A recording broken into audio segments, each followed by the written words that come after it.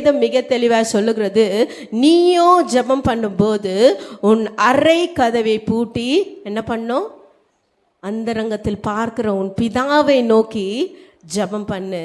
அப்பொழுது அந்தரங்கத்தில் பார்க்கிற உன் பிதா உனக்கு வெளியரங்கமாய் பலன் அளிப்பார்.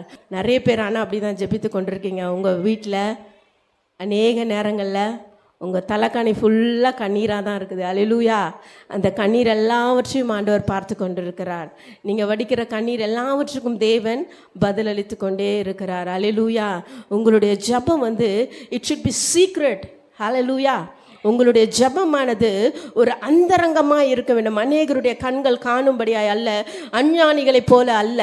அன்றைக்கு பார்த்தீங்கன்னா ஜெப ஆலயத்துக்குள்ளே 2 பேர் ஜெபிக்க போகிறாங்க. ஒருத்தன் பரிசேயன், மற்றொருவன் ஆயக்காரன். பரிசேயன் போய் ஜெபிக்கிறாரு. அவர் என்ன சொல்லி ஜெபிக்கிறாரு? ஆண்டவரே, நான் வாரத்தில் 2 நாள் உபவாசிக்கிறேன், வாரம் சர்ச்சுக்கு வந்துடுறேன், நான் காணிக்க கொடுக்குறேன். இதோ நிற்கிறானே இந்த ஆயக்காரனை போல இல்லாததினால் உம்மை ஸ்தோத்தரிக்கிறேன். ஜபத்தில் கூட ஒரு பெருமை. அல்லேலூயா. தேவன் சொல்கிறார், பெருமை உள்ளவருக்கு அவர் எதிர்த்து நிற்கிறார். அல்லேலூயா. அதை தான் தேவன் விரும்புகிறார். வேதம் மிக தெளிவாக சொல், நீயோ ஜெபம் பண்ணும்போது உன் அறை வீட்டுக்குள் போய் உன் கதவை பூட்டி அந்தரங்கத்தில் பார்க்கிற உன் பிதாவை நோக்கி நீ ஜெபம் பண்ணு. அப்பொழுது அந்தரங்கத்தில் பார்க்கிற உன் பிதா உனக்கு வெளியரங்கமாய் பதில் கொடுப்பார். அல்லேலூயா. நீ எந்த காரியத்துக்காய் நெடுநாள் ஜெபித்து கொண்டிருக்கிறோ, எந்த காரியத்துக்காய் நீ கலங்கி கொண்டிருக்கிறியோ, வேதனைப்பட்டு கொண்டிருக்கிறோ, எல்லா காரியத்துக்காய் நீ அந்தரங்கத்தில் இருக்கிற உன் பிதாவை நோக்கி உன் அறை வீட்டுக்குள்ள நீ ஜெபிக்கும் போது ஆண்டவர் உனக்கு வெளியரங்கமாய் பதிலளிக்க அவர் போதுமானவராய் இருக்கிறார். ஹல்லேலூயா. நீ வடிக்கிற கண்ணீர் என்றும் வீணாய் போவதில்லை. வேதம் சொல்கிறது, அவர் உன் கண்ணீரை துடைக்கிறவராக இருக்கிற. வேதம் மிகச் தெளிவாய் சொல்கிறது, உன் துக்க நாட்கள் முடிந்து போகும். நீ வடிக்கிற எல்லா கண்ணீரையும் தேவன் மாற்ற அவர் போதுமானவராக இருக்கிறார். ஹல்லேலூயா. நீ செய்ய வேண்டிய ஒரு காரியம், உன் அறை வீட்டுக்குள் மற்றவர்கள் போல அல்ல, அஞ்ஞானிகளைப் போல அல்ல, அவரை போல நீங்கள் ஆண்டவரே என்னுடைய ஜெபத்துக்கு பதில் கொடுங்கப்பா, எனக்கு மனம் இறங்குங்க.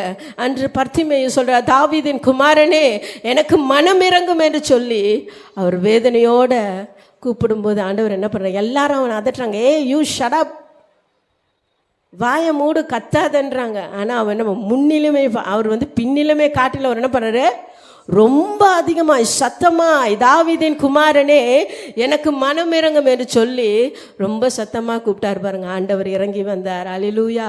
நீ உள்ளத்தில் வடிக்கிற கண்ணீர், உங்கள் குடும்பத்தில் வடிக்கிற கண்ணீர், உன் பிள்ளைகள் நிமித்தமும் உன்னுடைய எதிர்கால நிமித்தமும் உன்னுடைய சூழ்நிலை நிமித்தமும் நீர் வடிக்கின்ற எல்லா கண்ணீரையும் தேவன் பார்த்து கொண்டிருக்கிறார். ஆண்டவர் உன் கண்ணீரை மாற்ற அவர் போதுமானவராக இருக்கிறார். உன் அறை வீட்டுக்குள்ள நீ பரலோக தேவனை நோக்கி நீ ஜெபிக்கும் போது உங்கள் வாழ்க்கையில் அவர் அற்புதங்களை செய்ய அவர் போதுமானவராக இருக்கிறார். ஹல்லேலூயா.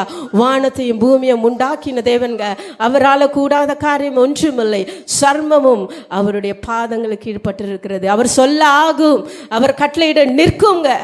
ஹல்லேலூயா. காற்று மழையும் அவருடைய வார்த்தைக்கு கட்டுப்பட்டதுங்க. உங்களுடைய வாழ்க்கையில் காணப்படுது எல்லா பிசாசினுடைய கிரியைகளையும் விக்கிரகத்தின் ஆவிகளை தேவனால் கட்ட முடியுங்க.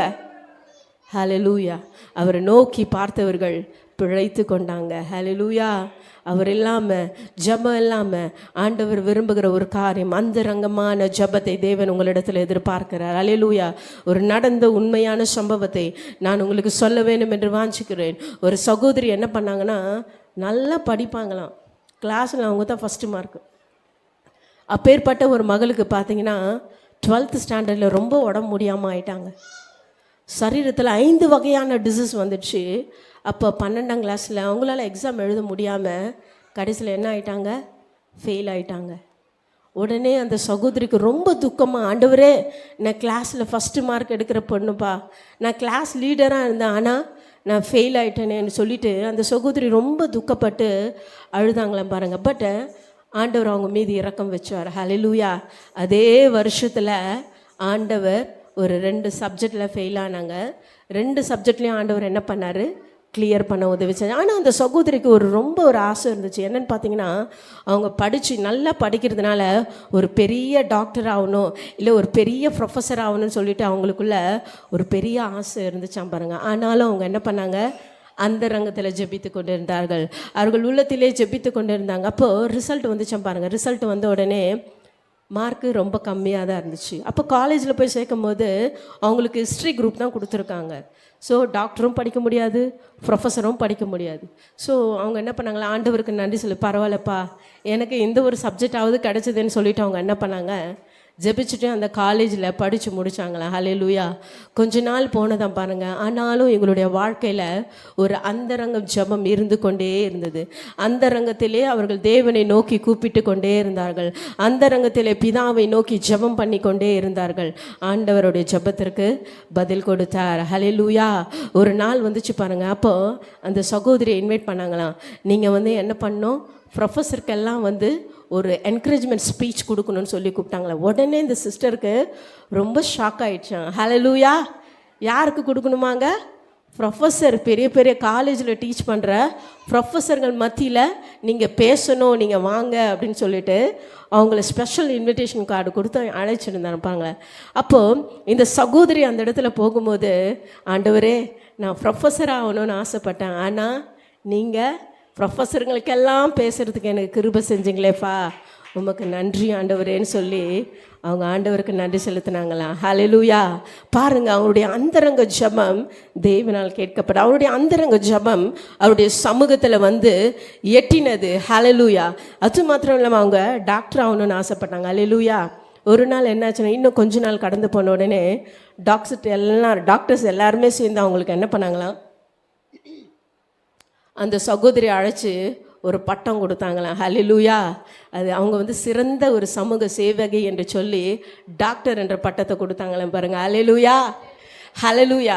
ஸோ நீங்கள் ஜெபிக்கிற ஜெபங்கள் எந்த ஒரு காரியமானாலும் சரி, சிறிய காரியமானாலும் சரி, பெரிய காரியமானாலும் சரி, ஆண்டவர் அவருடைய ஜெபத்துக்கு பதில் அளிக்கிறவராக இருக்கிறார். அது மாத்திரம் அந்த சகோதரி பாருங்கள், அவருடைய தகப்பனார் ஒரு பெரிய குடிக்காரன். அவர் குடிச்சிட்டு என்ன பண்ணுவார், அவங்க அம்மாவை போட்டு அடிப்பாராம். ஆனால் அவங்க அம்மா ஒரு ஜெப வீரனாங்க. ஹல்லேலூயா. அவருடைய ஜெபம், அவங்களும் ஜெபம் பண்ணாங்க, ஆண்டவரே என் பிள்ளைக்கு இது மாதிரி ஒரு கணவன் வரக்கூடாது அப்படின்னு சொல்லி ஜெபம். ஆண்டவர் அந்த ஜெபத்தையும் கேட்டு ஒரு நல்ல ஊழியக்காரனை அந்த மகளுக்கு கொடுத்தாராம் பாருங்கள். ஹல்லேலூயா. ஸோ நீங்கள் செய்ய வேண்டிய காரியங்கள்லாம் உங்களுடைய அந்தரங்கத்தில் பார்க்குற உங்கள் பிதாவை நோக்கி நீங்கள் ஜெபிக்கும்போது ஆண்டவர் உங்கள் ஜெபத்துக்கு பதில் அளிக்கிறவராக இருக்கிறார். ஹல்லேலூயா.